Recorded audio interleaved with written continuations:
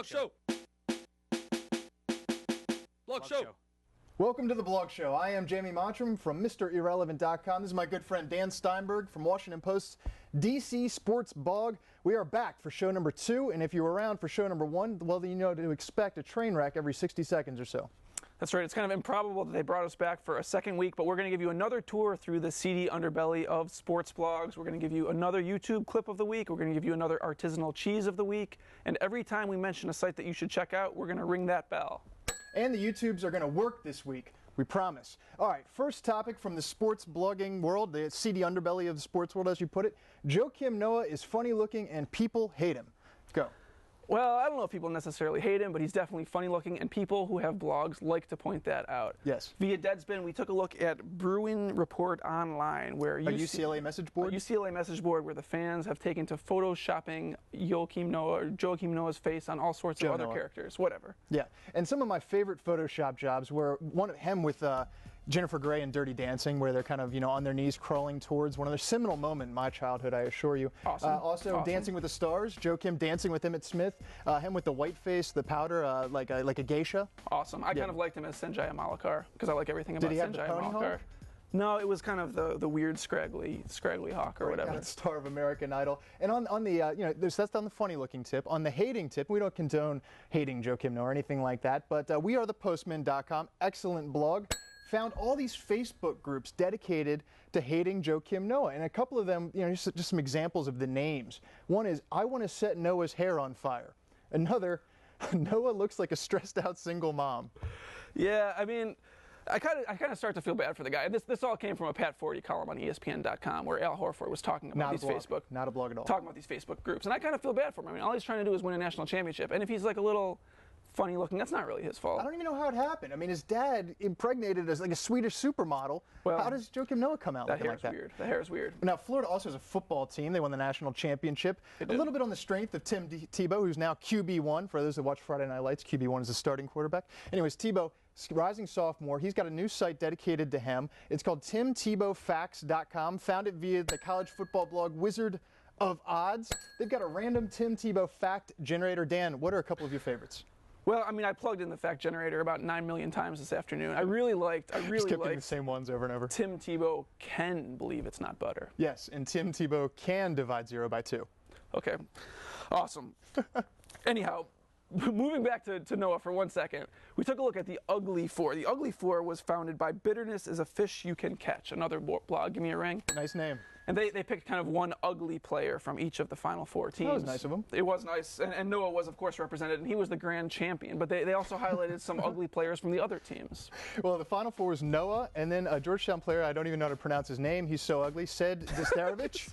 Not much PT. Even uglier than him, though, is UCLA's Lorenzo Mata.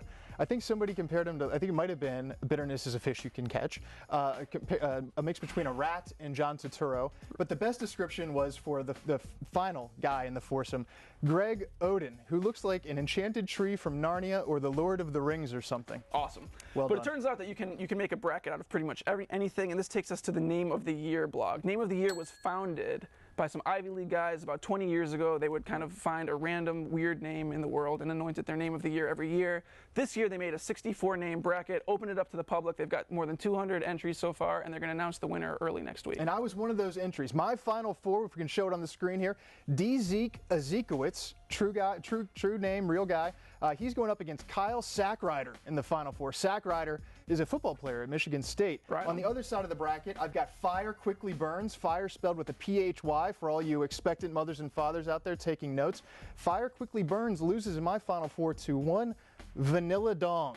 Vanilla Dong was strong, but he's my champion. I had Fire Quickly Burns in the final, and I had him losing to Intelligent Infinite Bots, who got past Conceptualization Gibbs in the Final Four. And who made up the other, there's one I had in the Vanilla spot. Dong also. I had Vanilla Dong also. And Yeah. also, I mean, I really think that Name of the Year blog really should have included the Map brothers from UVA, Scientific Map and his brother Majestic. I think that they were past entrants. Yeah, Past, they were past you entrants. can't replay it after every year. I guess not. All right, third topic.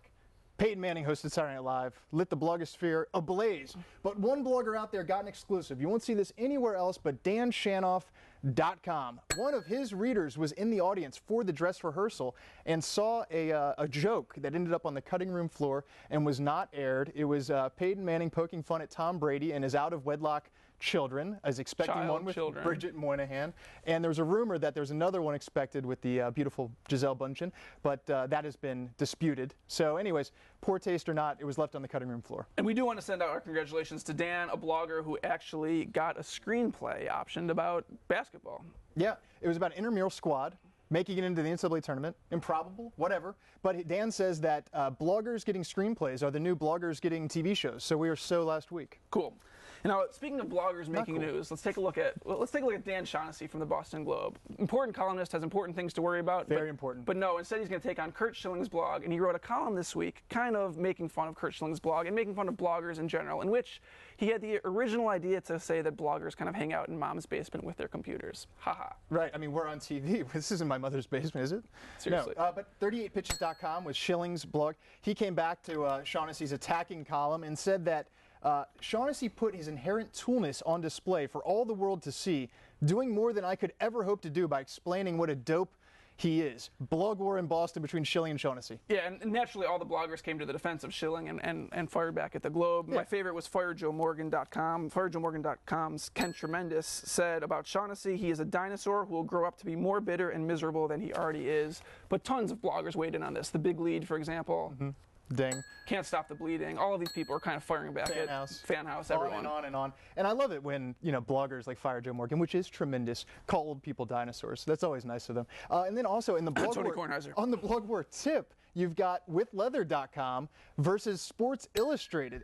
SI, in their most recent issue, their They Said It quote of the week, it was lifted from withleather.com. It was a quote from With Leather's Night Out with John Amici. Right. And granted, SI is going to take quotes from people. They do it all the time. But the fact that they're taking it from bloggers, well, Dan Shaughnessy, you should worry about that. You're going to get called out about that. And also, I wish SI would stop trying to charge me for a subscription I canceled like 5 years ago. I don't get it either. All right. That's all our sports blogging topics of the week, but this is our special of the week. It is Dan's artisanal cheese of the week. Yeah, I used to be a cheese buyer. I know a little bit about the subject, and I'm going to recommend that you get some Vermont Shepherd this week. It's a creamy, nutty, very, very rich sheep's milk cheese from Vermont, aged. It's tremendous. It's to die for. Do you embrace your cheesiness, or do you take offense when somebody like Kornheiser calls you cheese boy?